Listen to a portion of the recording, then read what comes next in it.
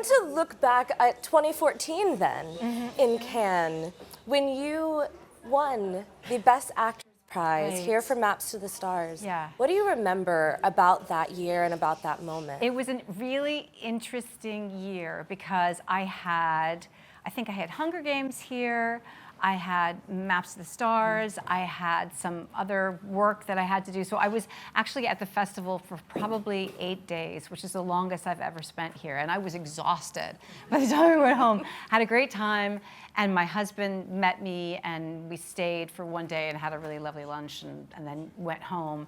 And winning was the furthest thing from my mind. I mean, honestly, it was just not something I ever thought would happen to me. And we went back all the way to Long Island, at the very, very end of Long Island, and I got a phone call saying, you have to come back. And I'm like, I'm not gonna be able to make it back. You have no idea how far away I am. So it was just, I remember I got the phone call and I went out to my husband in the yard and jumped up and down and said, you're never gonna believe what just happened to me. So it was really, it was a thrill. I mean, it was so unexpected and such an extraordinary honor to win this prize in this unbelievably prestigious festival. It was a big deal. It was a very big deal for me. Yeah. That's very similar to how you won the Emmy too. You found out also on a phone call. You mean my daytime Emmy? Yeah, I was doing a play at the Guthrie Theater in Minneapolis, and it was the same thing. We had a break in rehearsal, and I got a phone call saying I just won an Emmy. So I guess the phone is lucky for me. Yes, you definitely pick up the phone when it rings. It's usually good news. Yeah. Well, when you think about, I mean, obviously we get to see and kind of take in all of those beautiful speeches, and you're always so poised when you get up there on stage. Thank you. I was looking back at your Oscar speech as well, because Hunger Games and Still Alice also have a bit of a connection. Right. But you made a joke first in your Oscar speech about, making you live 5 years longer. That's right. Winning an Oscar. Yeah, supposedly winning a prize makes you live longer. So I'm like, I'm all for it. Well, you are going to be with us for quite a long time. Thanks. How do you kind of gather your thoughts and decide, what you want to say to the audience in one of those moments, and capturing, your love and appreciation for your colleagues, but also if you maybe want to say something more quote-unquote important as well. How do you figure it out? That's a tough one. I mean, it really is tough because you realize that these prizes, for whatever they're worth, have become part of our culture. So I remember growing up and watching the Oscars and seeing people and being touched by what they said and affected. And so it has this weird kind of, outside of your experience, it has kind of a bigger importance in our global culture now. But you want to be personal too, and you want to be authentic, because I think that the one thing that I have realized, the older that I've gotten to, is that how we do respond to authenticity, what we're looking for on screen, what we're looking for in life, what we're looking for in fashion, all of those things. We're looking for what's human and what feels like us. We're sometimes, I think in great works of art, in books and in movies and in television and everything, we're always like, hey, how do they know that about me? So we're connecting that way. So I think even in a moment like that, you're basically trying to say, like, I've had this experience, I'm a human being, and I'm enjoying it, and I want you to too. So. How did you learn how to be authentic as an actor? Because it really seems that as long as we've been seeing you, you already kind of had it cracked. Ah, thank you. That's very nice to say. I don't know that that's true. I don't know. I think one thing that was interesting for me going to acting school, studying acting and thinking that I was going to be doing mostly stage work in my career, is that you learn a lot about technique and just sort of general training. But one thing that you don't learn, or you didn't learn when I was in school years ago, is kind of what behavior is like on screen. And you think that is something that's just inherent to a performer. And sometimes it is. I think sometimes I watch young actors emerge and they just seemed fully formed. Somebody like Jennifer Lawrence, who started so young and was so real on screen. She just seemed to have that ability. I think for me that was one of the hardest things to learn, which is how do you How do you let something happen to you on camera? And because I think that's what it's about. I think the experience of film acting is about living on camera. Yeah. Do you remember, or we don't want you to give all of the tricks in your toolbox away, but how do you tap into it when you're workshopping a character, when you're prepping a character? I know that period of time is very important for you. It depends on what you're doing. You know, I mean, there are roles that require a tremendous amount of research, and there are roles that are taken that you take kind of really from the script. I mean, for me, the script is always your document. I mean, that's where you start. And you can't, when people say, oh, they created that character, it's like, you don't. We really don't. We really, it's on the page. And I think that when I've had a very strong connection to something emotionally, when I've read it, that's when I feel like I've been most successful as an actor, because it makes it easy for me. Yeah. Well, I think about a role like Still Alice, for example. You that kind of came while you were also in the midst of all of these Hunger Games films. Right. That was weird, yeah. What was that experience like for you to be shifting out of President Coin and into this? Into that? Well, they were actually remarkable on Hunger Games. Because it was a year of making those two films, and Still Alice was a tiny, tiny little movie, and they needed a month. And so basically, Hunger Games gave me the month of February off, which was nuts. So we shot that in 23 days in February in New York City, and kind of around the Hunger Games schedule. And if they hadn't been generous that way and allowed that to happen, that movie would have never been made. So I think that, I mean, just in terms of the work, I think that we all, as actors and as people who work in film, have to know there's something interesting about the containment of making something. You sort of enter into this world and you exit it, but it's your responsibility to do that. That's kind of part of the work, to know that this is this world, this is this time period, and I need to get it done now. What is it about the work that still excites you and interests you when you get a new script or see a new character? Yeah. What are the things that jump out to you on the page? I like people, I like people, and I love behavior, and I like narrative, and I'm always really intrigued by behavior, I think, at the end of the day, because it's interesting because so often I think we can be compelled by plot. Everyone's like, what happens? And I think that that's really, really interesting. But there's what happens, but then there's also what do you do? How did you react? Why is this compelling?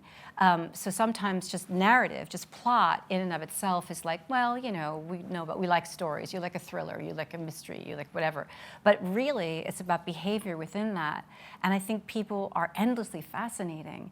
And I think we're really fascinated by each other. I mean, look at those articles in the newspaper, like, what I did on my Monday morning. Why do we all read them, right? I'm always like, what does she do on Monday morning? And basically she does something similar to me, or maybe she listens to a podcast, or maybe she walks her dog, but I can't stop reading it, right? I think none of us can, because we are interested in each other. And we're interested when people are normal, when people transgress, when people are complicit in something they didn't want to be complicit in. We are interested in drive. We're interested in parenting. All of those things. I think, and cinema speaks to that, right? It speaks to the human experience. I've heard you also add to that you're interested in the women that people don't see. Right. That's something that you very much gravitate That's towards. most of us, right? Yes. I mean, I think that, there can be movies about astronauts and queens, but most of us are not astronauts or queens, right? The majority of us are just people who, grew up in a family and had friends and went to school and read books, and if we're lucky that we were loved and all that, so, but our lives are not always, I don't know, you think about all of those books that you read when you were a kid about fantasy, right? So our lives are not always fantasy. Our lives are kind of, but back to what I said, what we do in our normal lives is tremendously exciting. Like knowing people and having a relationship and having children and walking your dog and listening to your podcast, just like what I did on my Monday morning. That's interesting, I think. Well, and where do you kind of reckon that interest in people came from? Because I know you, like we're both military kids. Right. So it all kind of started for you in Germany when you were, you fell into drama a bit. Well, it started before that, because we both moved around a lot in the military, and I think when you do that, you are exposed to culture all the time, and culture changing, and behavior. You're always watching behavior because you're like, who am I here? And I think what you learn is that behavior is not character, right? Behavior is mutable because people speak differently, move differently, maybe care about different sports teams. They do, depending on where they are, right? And even language informs sometimes how people behave because there's culture baked into a language. So you're always aware of it. And I think, like I said, I liked, and because I like to read, once again, back to I love fiction, I love story, and then coupled with behavior, that strangely turns into acting. Suddenly you have this cocktail. And then in Germany, I had because I wasn't sporty, I would try out for sports teams, not make it. I would try out for cheerleading, not make it, do whatever after school. So with the kids that didn't do that stuff, you end up in drama club. That's where you end up. Yeah, you're like, oh, I'm in drama club. And then in Germany, I had a teacher who was like, this is something you can do for a living, which never occurred to me, never seen a real play, just school plays and community theater. And I was like, oh, all right, not knowing anything. So she changed my life, really. At what point did you believe it, too, that you could do it for a living? Never. Well, that's true. Sometimes it feels like every job you're like, will I do this again? What will I want to do again? I think anybody who works in a gig economy understands that. So and actually the world increasingly works that way. It used to be that people, you grow up, you get a job, you have a career, you stay in that job, you retire. And I think that the world has changed so much. People do change jobs, change professions, have short-lived stints. And so when you do that, you think like, well, I know what this is now, but I don't know what's next. But that's also, if you think about it, that's also life, right? Sure. We struggle with this expectation that it's endless. But if you really step back, you realize, no, it's not. Everything is an impermanent state. What I love about your work also is the versatility, and I think everything that you've said so far really speaks to that. That interest in human behavior, that interest in so many different pieces of fiction, literature, and there's so many moments in your career that Mark. Sorry. No, it's okay. Well, I can do the talking while you do the you coughing. talk. I think I'm talking too much. Yeah. Well, I look back at something like 1997, for example. Mm-hmm. This run of films that have different genres, different interests. So The Lost World and Boogie Nights, then leading right into The Big Lebowski. All three of those films have very different characterizations, but have all become very iconic characters. When you look back at those little chunks or moments, what stands out about playing maybe those three women in such quick succession? What stands out about that year is that's the year I had my first baby. So that's what stands out. That's what's weird is that people say 1997, I'm like, oh, that's when Cal was born. Mm-hmm. So I remember that. I think that the doing of it, sometimes the doing of those movies, that's my favorite part. My favorite part is making something. Kind of where it lands in the culture is something else entirely. It doesn't belong to me. I'm not in charge of that. You can't think of things that way. I can think about what my participation is at that moment and whether or not I enjoy it and whether or not I achieved or tried to achieve what I wanted to achieve. But after that, it's like I don't have any control over it. Sure. So I think that's the other thing, interestingly enough, when you think about it, what keeps moving you forward, and I realize it's the feeling of doing it not having done it. So people will say like, oh, well, you did X, Y, and Z. And I'm like, yeah, but what am I doing tomorrow? You know, I'm like, what am I doing next? What am I doing? What am I working on? What's going to be fun for me? Who are the people that I'm going to see? So I think that kind of keeps you moving forward. But like a year like that, that was just, who knows? Once again, we never know. Yeah. I love that you say that you really have no control over where it goes, because right now, where The Hours has gone, it's actually in the top 10 on Netflix. Is it? Yes, well, it is. See, that's interesting. Wow. And I was pregnant on that one too, actually. That was, yeah. Your kids have carried you to great That's heights. right. Yeah. That is also a movie that has stayed with people. What do you think it is about the roles or the characters that have kind of captured that thing that is maybe indelible, that makes people want to rewatch and rewatch these movies? Well, once again, I think it's about what people see in those characters. It's how they see themselves, you know. And in that particular film, there are kind of three like really indelible characters, really wonderful female characters, all of whom are struggling with one thing or another, and with being alive, even, you know, which is quite moving and really tough to watch when you realize how much these women are struggling. But then people see themselves in that, and they feel seen. So I think when something lasts like that, when it has cultural, you know, resonance, it's because people continue to personally resonate with it, right? Is there anyone that you've personally resonated with more than the others? Of there's the a lot of characters? people that you've played, but of the characters? Yeah. Oh God, oh man. Oh, I don't know. I mean, I think certainly the characters that I've worked on with Todd have been really important for me, because there's something that he does that's at once like realistic and elevated. Mm-hmm. Because he deals with situations of women in actual kind of domestic circumstances, meaning in a family circumstance, or just like, you know, living a normal life or whatever. But then he elevates it cinematically in a way that's really astonishing. So he's saying to you, take a look at this person, take a look at this story. This is important. And so very rarely those stories are elevated that way, do you know?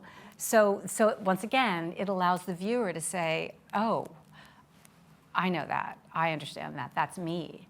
You know, so that to me, I think is really, that's really interesting cinema. Yeah, it's very important. The whole idea is we want to be able to find ourselves, Mm-hmm. see ourselves on screen. I do want to talk a little bit about what is next, because we just finished seeing you with Mary and George playing this another ambitious woman. Uh-huh. But you also have, you know, Echo Valley, for example, with Sydney Sweeney, another young star. Mm-hmm. You know, what has been so exciting for you about some of these roles that that maybe we haven't gotten a chance to see yet? Right. Let's talk about Echo Valley first. Yeah. Okay. What are you most anticipating for people to see about that one? What's interesting about Echo Valley is that we haven't finished it because we shut down during the writer's strike. Yeah. So we were just like one day, Sydney and I were standing at the elevator, and she's like, well, I think we're gonna shut down. I was like, yeah. We're like, bye. I mean, it was really like suddenly, and we had to come back. We're coming back a year later. Just because of schedule and weather to finish this movie. So I'm like, do I even look the same? I don't know. But I loved it. Yeah, I loved this movie. I loved the script because, I love Michael Pierce's work, and I love Sydney. And this was it's a thriller about a woman and her daughter, and I think how, once again, it's about behavior and transgression and possibility, but it's all in a somewhat domestic situation.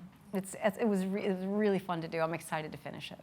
I'd love to ask you about Sydney as well, because you know, it has been so impressive to watch her become this force as a producer. And you've, of course, stepped into that role as well. Not as much as she has. But you've seen what it takes to do that as well. What is it like to see this generation of women like Sydney, like a Zendaya, who are getting this opportunity in their 20s?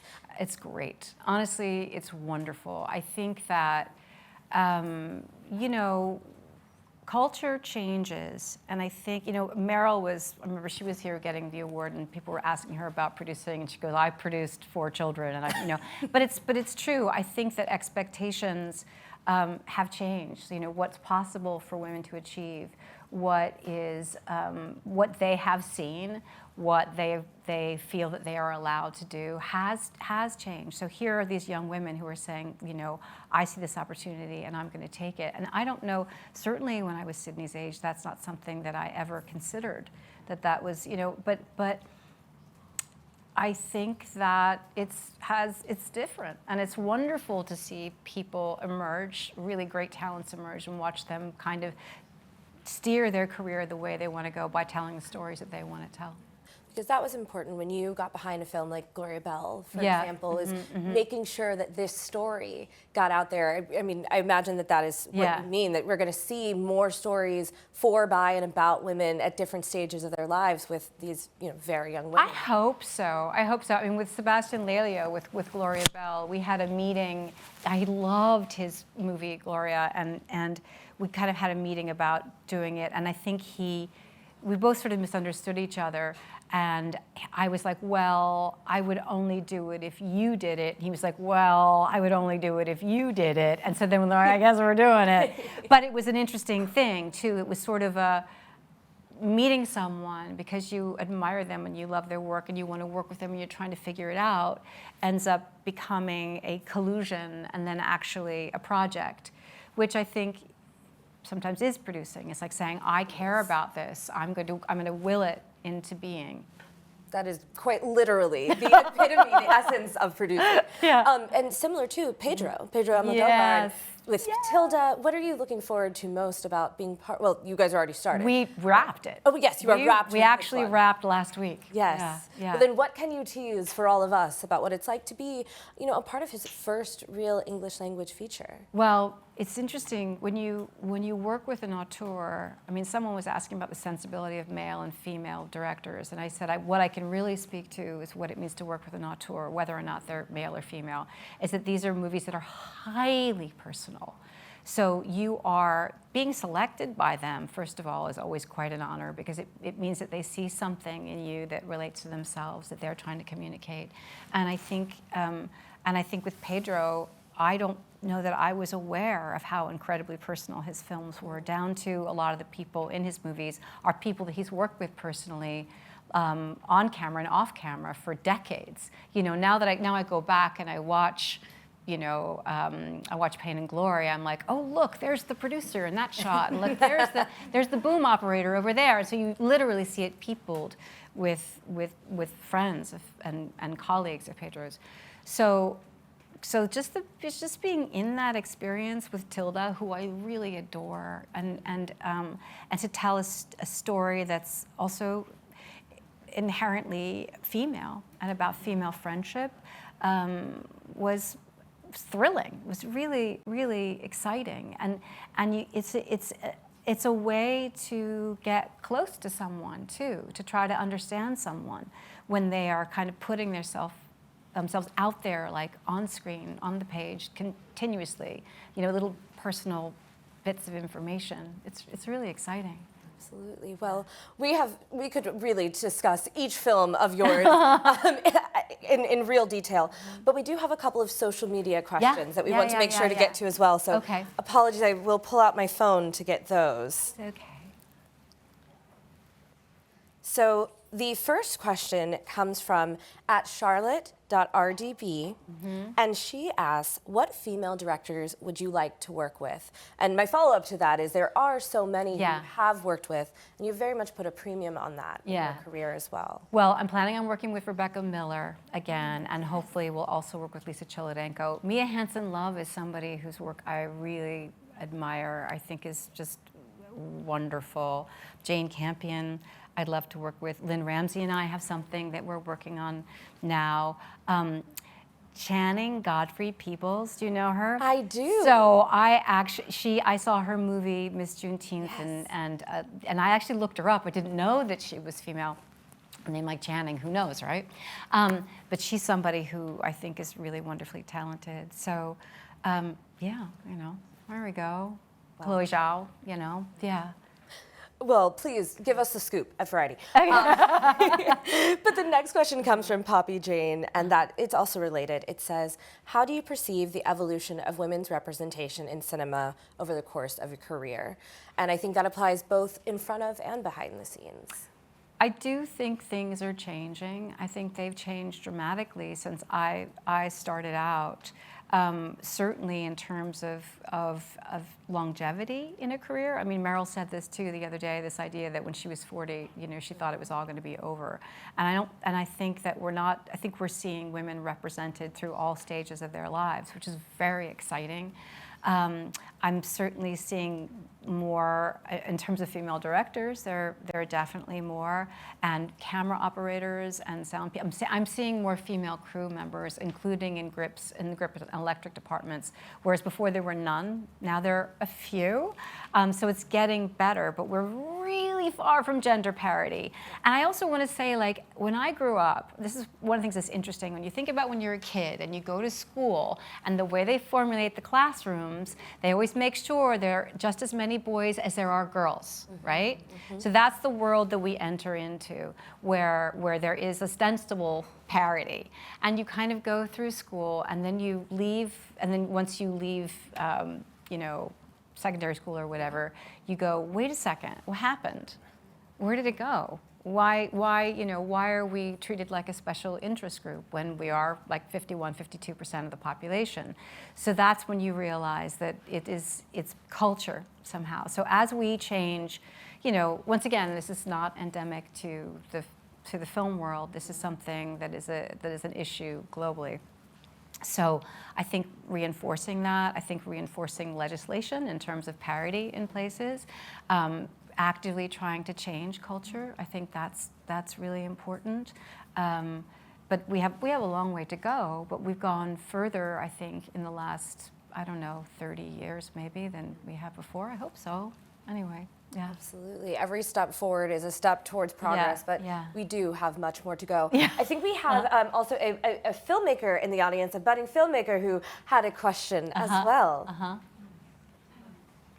Hello. Sorry, I will read because too nervous. Oh, don't be nervous. No. No, but it's for me, like a young woman filmmaker, it's extraordinary to see through your journey on screen. And to see the complexity and the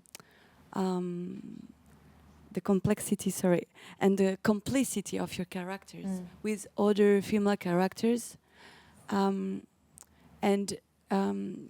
it's really precious to see is that like you embodies something like a sisterhood on screen, and I would like to know because I think it's necessary and it's. If it's a choice, and how did you build it? Thank you. That's very nice of you. Thank you. I mean, I hope so. I hope that in looking for what is interesting to me, I'm reflecting what's interesting to other people as well, and what's interesting in the world. And I think particularly in terms of female relationships and that representation on screen, I always love it. Like, I want to see it. I know how important female relationships are, what we mean to each other. I think that this movie that I just made with Pedro and Tilda is very much about that, is very much about women who show up for each other and how, what that means in terms of your life, So, yeah, I mean, it's so interesting because it's like, what's a conscious choice and what's an unconscious choice? A lot of the times we think in life that we're making conscious choices and we're not. You're like, why do I keep doing this thing? And then you realize you're drawn to it. You're just drawn to this kind of story. When I mentioned Mia Hansen Love, I thought about, like, when I saw One Fine Day, I was like, oh my gosh, it's such a deceptively simple story, you know, and so incredibly moving, really about a woman going through her life and how does she navigate this, and how do you take care of a child, how do you take care of an ailing parent, and how do you date somebody, you know, all of that stuff. And she, once again, she elevates it so that we can all see it. So I do think that those choices are reflective of what we care about. Yeah, thanks. Well, we appreciate you putting so much care into your work, for using your voice always to stand up for people in the entertainment industry and beyond, and of course for just giving us these performances that we love to enjoy time after time. Thanks. And speaking of time, thank you for giving us so much of it today. Thank you, guys. Julianne, thank you all for joining us.